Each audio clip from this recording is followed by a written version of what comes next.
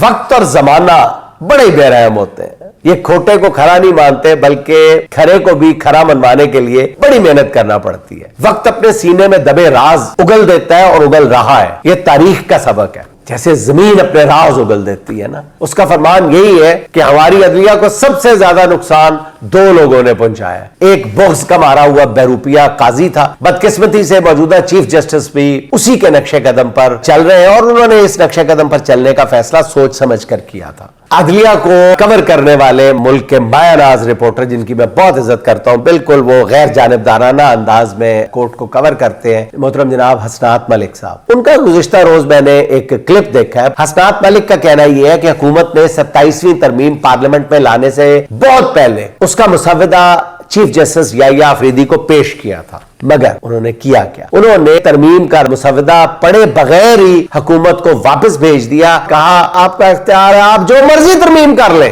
میں پڑھتا ہی نہیں, جو مرضی ترمیم کر لیں, آپ کا اختیار ہے حضور, آپ نوکر آپ کے. یہ نہیں کہا, انہوں نے کہا جی جو مرضی ترمیم کر لیں آپ. پھر جب یہ ترمیم منظور ہوئی تو چیف جسٹس کا کردار اور بھی تکلیف دہ ہو گیا.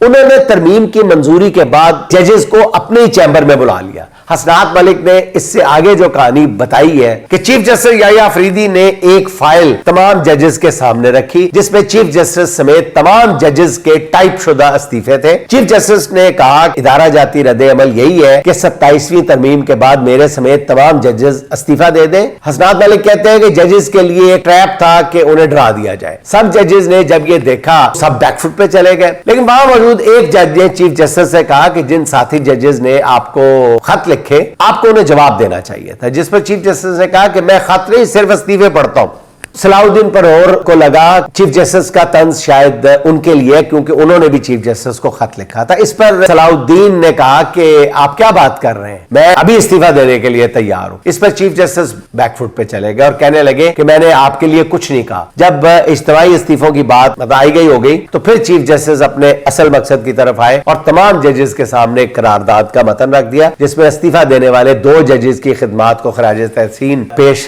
کرنے کے ساتھ ساتھ یہ بھی لکھا ہوا تھا جی کہ پارلیمنٹ کو آئین میں ترمیم کرنے کا اختیار حاصل ہے جس کی ہم قدر کرتے ہیں. اس پر ججز نے کہا کہ یہ تو 27ویں ترمیم کو قبول کرنے والی قرارداد ہے. اس پر بہت شور ہوا. جسٹس محمد علی مظہر نے چیف جسٹس کا پورا ساتھ دیا, 27ویں ترمیم کی حمایت کی, مگر زیادہ تر ججز کی مخالفت کی وجہ سے قرارداد منظور کرانے کا خیال جو ہے وہ ترک کر دیا گیا. ناظرین, یہ حسنات ملک صاحب کی سٹوری ہے, میں نے آپ کے سامنے بیان کر دی ہے. یہ سٹوری جاننے کے بعد پریشانی ہے, اضطراب ہے. ایک بات واضح ہو گئی ہے کہ ملک میں رول آف لا کی لڑائی ابھی بہت لمبی ہے.